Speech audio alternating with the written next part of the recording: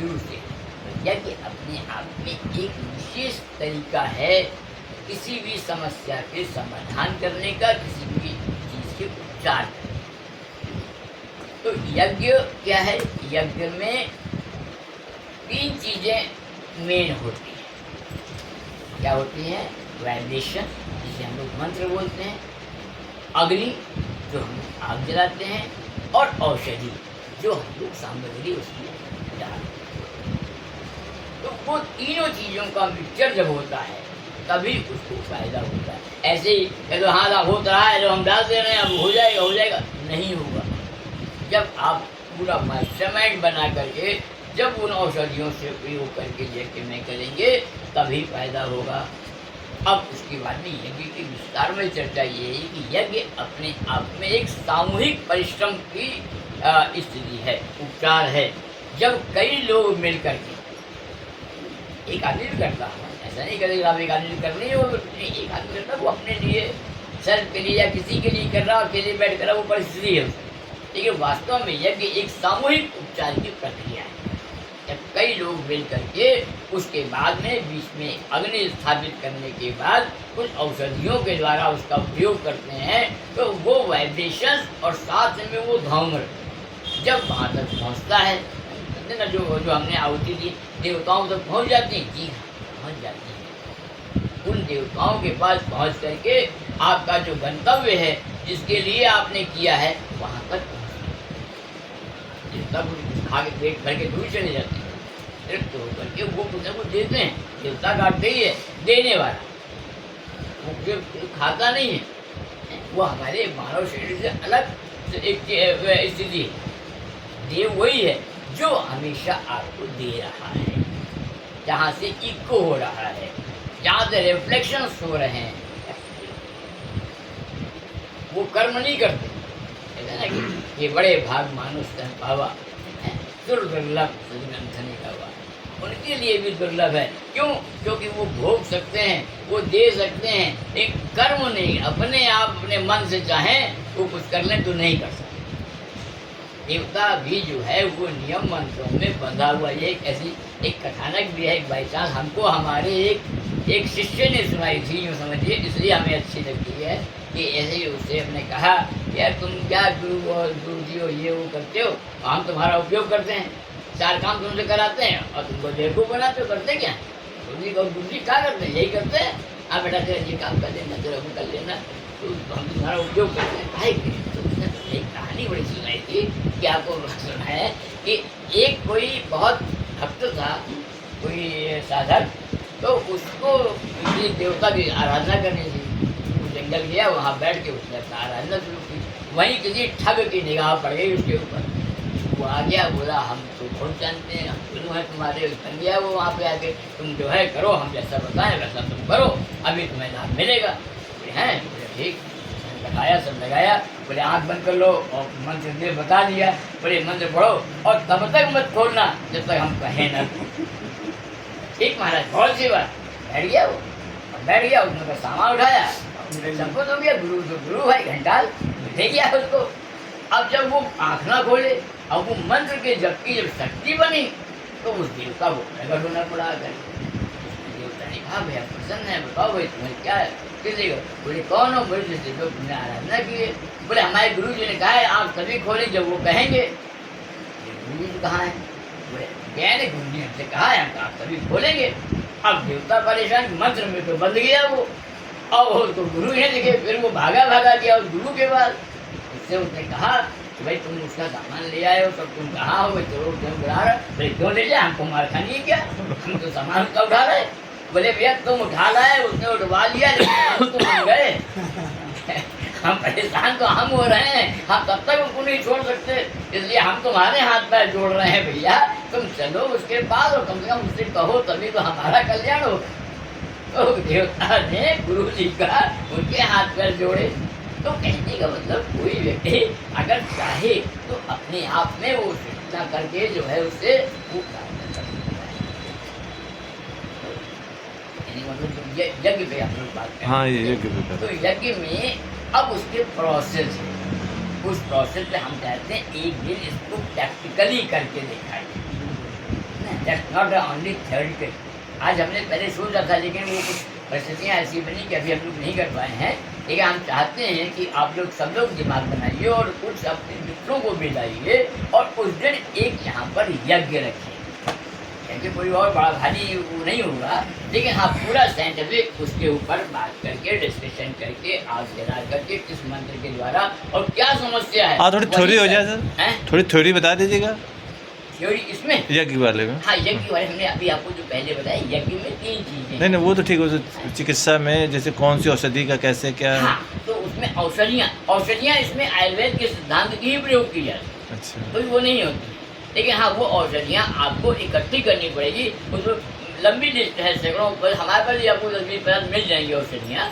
वो हम लोग बैठेंगे और उसके बाद में जैसे मान लीजिए किसी का सब सामान्य से पेट ही खराब है, तो आपकी हवन सामग्री में उसमें हरित की है, सौंफ है, वो सब मिलाई जाएंगी उसमें और उनके द्वारा वो यज्ञ किया जाएगा। जब वो यज्ञ में जाएगा, उसका जो ऊर्जा उत्पन्न होगी, जो उसकी सुगंधी उत्पन्न होगी और उसके साथ में जो आपकी मंत्र शक्ति लगेगी, फिर आप देखेंगे जो व्यक्ति आसपास इससे पीड़ित है, जिसको आपने उसके लिए बैठाला है, वो आपको बताएगा हाँ आज हमें बैठने के बाद इससे ये लाभ प्राप्त हुआ। जब ये प्रैक्टिकल आपके सामने आए तब आप उसको मानें। फिर आपको जो पेशेंट मिले, यहाँ पे हम लोग समय समय पर यज्ञ करें, ये अपने आप में एक आंदोलन होगा, एक अपने आप में चिकित्सा पद्धति होगी। आप यहाँ पर ट्रीटमेंट लीजिए, हम उसको बताएंगे। फिर वो आप लोगों को जब आ जाए, फिर अपने अपने हिसाब से जिसके यहाँ जो कर सकता है वो प्रोसेस को अपनाए। जो प्रोसेस एक दिन में नहीं आएगा, उसको बैठना होगा, समझना होगा, साथ में करना होगा। बिना प्रैक्टिकल किए थ्योरी से वो आ जाए, वो नहीं है। वही प्रोसेस पहले वही किया जाएगा, पहले पवित्रीकरण किया जाएगा, that's for your body pure के लिए। प्योर करने के बाद फिर हमको बैलेंस करना पड़ेगा। भाई पहली चीज प्योरिटी के बाद बैलेंस में आपको जो आचमन वगैरह हैं उनकी क्या पद्धतियाँ, वो आचमन ही वास्तव में बैलेंसिंग है। फिर शिखाबंधन, प्राणायाम, न्यास, यहाँ तक लाने के बाद जब आपकी स्थिति उसमें मजबूत हो जाती है, तब आपको अग्नि स्थापित करनी पड़ती है। अग्नि स्थापित करना भी अपने आप में एक विशेषता है ना। आग, गाना और चिल्लाना दोनों बराबर ही तो है, लेकिन क्या गाना चिल्लाना बराबर हो जाते हैं? बराबर नहीं हो। आवाज़ दोनों कर रहे हैं, दोनों चीख रहे हैं, लेकिन दोनों के चीखने में अंतर होता है। तो वही चीख एक कान को अच्छी लग रही है, वही चीख एक कान को तो वही स्थिति है। वो अग्नि स्थापित जवाब करेंगे, फिर उसके बाद उनमें जो निर्धारित मंत्र होंगे उनकी आहुति देने पर वहाँ पर कैसे वो ऊर्जा उत्पन्न होगी, अब वो ऊर्जा कैसे उस व्यक्ति तक पहुँचेगी, ये प्रैक्टिकल सब्जेक्ट है। ये आप बैठिए और करिए और फिर उसका रिजल्ट लिखिए। हो सकता है आपके 4 रिजल्ट में 2 रिजल्ट गलत निकल जाए, नो प्रॉब्लम, आप फिर वो करिए। धीरे धीरे आपके वो रिजल्ट आने शुरू हो जाएंगे। एकदम से कोई डॉक्टर, कोई बड़े से बड़ा डॉक्टर कहे कि उसने 60% मरीज ठीक किए हैं, गलत। कोई डॉक्टर ऐसा नहीं जिससे मरीज बिगड़े ना, तो वो भी अपने आप में प्रक्रिया है। ऐसी वैदिक हीलर को भी अपने आप में ये ना समझ लें कि साहब हम तो बहुत बड़े पंडित हैं, दूसरा अरे क्या पंडित जी तुमने करा क्या, इससे तो नुकसान हो गया। तो पहले से बता दो, फिर डॉक्टर भी लिखवा देता है कंसेंट कि पहले से कि भैया मैं अपनी मर्जी से करवा रहा हूँ। ये दिमाग बना लीजिए, ये ना सोचिए कि हम बड़े चमत्कारी हैं और साहब ने यूँ कर दिया तो ठीक ही हो जाएंगे। हाँ, ये क्रिया है, ये ऋषियों के द्वारा बनाई गई है, फिर हम पहली बार नहीं बना रहे हैं, बहुत लोगों ने उस पर काम किया है। उस पर इस थ्योरी के आधार पर हम हम कर रहे हैं, लेकिन हो सकता है उसमें आपको 100% आराम मिल जाए, हो सकता है 10% आराम मिले, हो सकता है ना ही मिले। तो ये भी हो सकता है कि आपको उसका उल्टा हो जाए, तो हम नहीं कह सकते पहले। लेकिन हाँ, हमारा टारगेट ऐसा नहीं होगा, हमारे पूरे मनोयोग जो होगा उनको पूरा 100% लाभ के। उल्टा क्या हो सकता है सर उसमें? उल्टा क्या हो सकता है? क्यों बोल रही है भाई? नहीं, पूछ रहे तुमने किसी का पेट साफ किया, उसका लूजमोशन शुरू हो गया उसी में वो गजाना शुरू कर देगा तुमको, है कि भैया तुम्हें हमने पेट ठीक करने के लिए कहा, तुमने तो पनारा ही चला दिया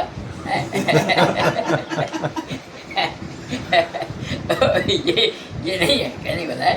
बहुत से रोग भी होते हैं, उसमें उभर के आता है अंदर बहुत सी ऐसी निगेटिविटी होती हैं जो आदमी कभी कभी आप इस पर बड़े अच्छे आपको प्रैक्टिकल अनुभव होंगे। आप पेशेंट के पास बैठिए, वो बताते रोना शुरू कर देगा, फिर उसके बाद ये भी इलाज होता है, हाँ रो लेने दो उसको, कह लेगा तो उसको आराम मिल जाएगा। और आप देखा रो मत तो और मन हल्का हो डॉक्टर सुनते नहीं, वो सुना नहीं उन्होंने, वो तो हम आधी बात कह पाए थे, उनने गोली लिख दी, बताओ हमें कैसे फायदा करे।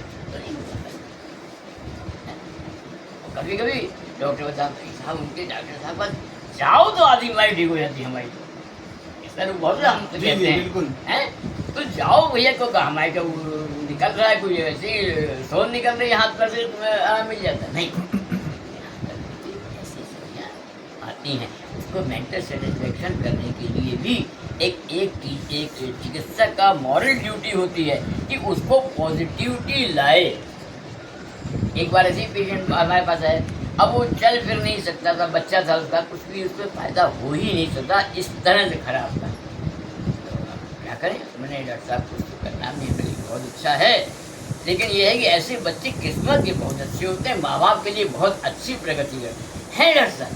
बस अब वो लड़का ठीक हो जाए ना ठीक हो, पिताजी माता जी ठीक हो, मालूम है कि उसमें ठीक नहीं किया सकता, लेकिन उसको ये लगा और दिन से बाद में मिले बड़े हाँ डॉक्टर साहब हमने ऐसा क्यों फायदा हुआ है, मालूम तो कोई फायदा नहीं हो सकता उसमें, लेकिन उनको फायदा मिला। वो आपको करना ही पड़ेगा, क्या बचते नहीं।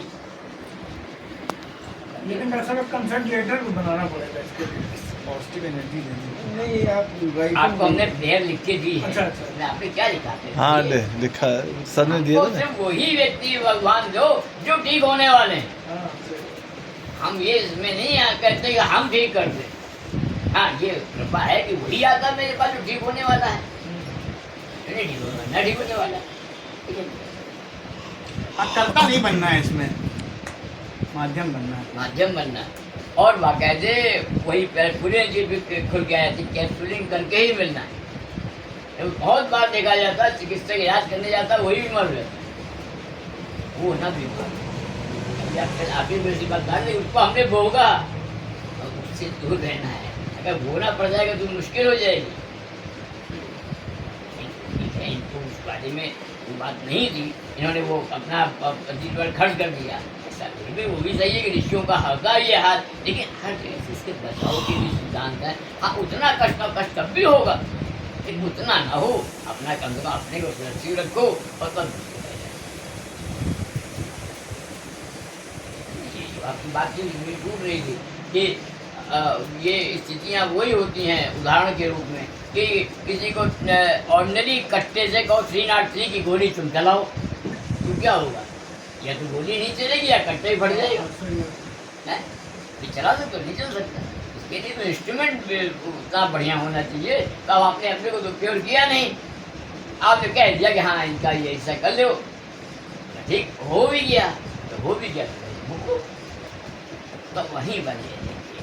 वो अपने को अपना एप्रन सही होना चाहिए, अपने मास्क सही होने चाहिए, अपने ग्लव्स सही होने चाहिए, तब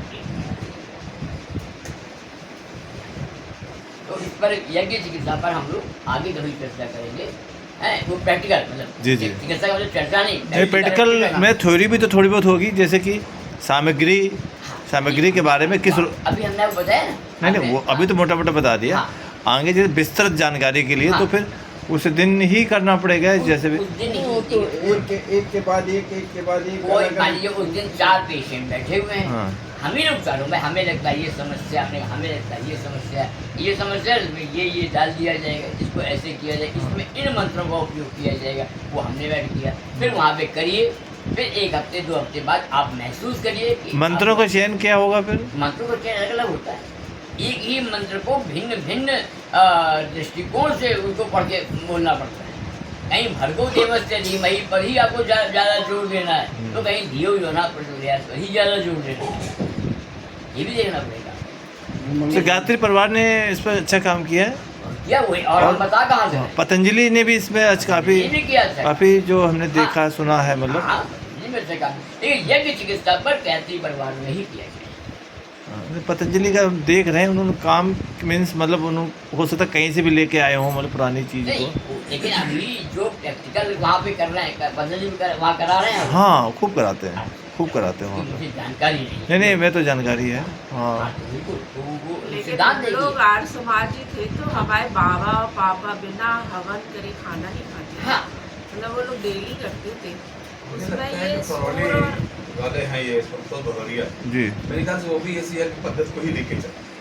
हाँ उनके उनका बारे में प्रोसेस क्या है उनका वो मुझे ज़्यादा प्रोसेस थोड़ा नहीं है। सा हाँ, अलग वो तो है। हम मैं गया हूँ भाई जान लेकिन यहाँ नहीं आ अब जब मतलब करौली सरकार उनका नाम अब हुआ है, जब करौली सरकार नाम नहीं था तब से मैं गया हूँ। उनका वो मंदिर बड़ा अच्छा बनाया जो उनका अस्पताल है मैं रघुनाथ गया का। नहीं हूँ, लेकिन हम क्या गए कई बार आए मेरे पास। मानव मंदिर के नाम से बहुत पैसा एक्चुअली ये वो है भूमाफिया है संतोष भदौरिया है। तो भदौरिया। संतोष और जब मैं 79 में पढ़ता था बीएससी किया था मैंने तब ये भी वहाँ पर थे, ये सीनियर थे लेकिन ये भी पढ़ाई नेता जी उस समय के नेता हैं ये तो हमको इनको तब से मालूम है हमको और पूरी जो नहीं थी उनकी वो उस समय से मालूम है। फिर इनके बाद भूमाफिया होने के कारण इनके बाद बहुत बड़ी जमीन यहाँ पे यहाँ इन्होंने मानव मंदिर के नाम से बहुत बढ़िया अस्पताल बनाया है। हमसे भी चाहे वो बाई चांस की बात हुई। हमारा एक असिस्टेंट था आप नहीं जानते हैं मतलब आप लोगों के आने की बहुत पहले देवेंद्र का लड़का था वो यहाँ छोड़ गया था चला गया था। वो किसी वैद्य के पास जाके उसने नौकरी कर दी हमारे यहाँ भैया करीब छोड़ के वहाँ उसने सीखा 2-4 साल और फिर वैद्य जी राम सत्य हो गए और वो सारा उसके पास आ गया। वो प्रैक्टिस की उसने उनसे संपर्क में आया भदौरिया के। भदौरिया ने उनको अपने यहाँ रखा तो वो हमको ले गया वहाँ पे। तो हम वहाँ रुके भी हैं खाना पीना भी खाया है भदौरिया से मिले भी। ये हमारी किताबें शुरू में हमने उनको भी दी जब लिख रहे तब की बात है। फिर बड़े विवादों में रहे हैं हैं? और उनका बाद में अभी उसको वो ठीक बाद नहीं है, में मैं तो मैं गया वो वहाँ सब- पे, उनका गलत है, हैं? ठीक नहीं है वो। हाँ नहीं वो देखिए क्या मैं क्या कहा हर व्यक्तिशा तो अलग अलग है। हमें वो बड़ी बड़ी भू माफिया हैं अब उसमें उन्होंने उसको किया वो उनका ऑफर तो मेरे पास ऐसा आया था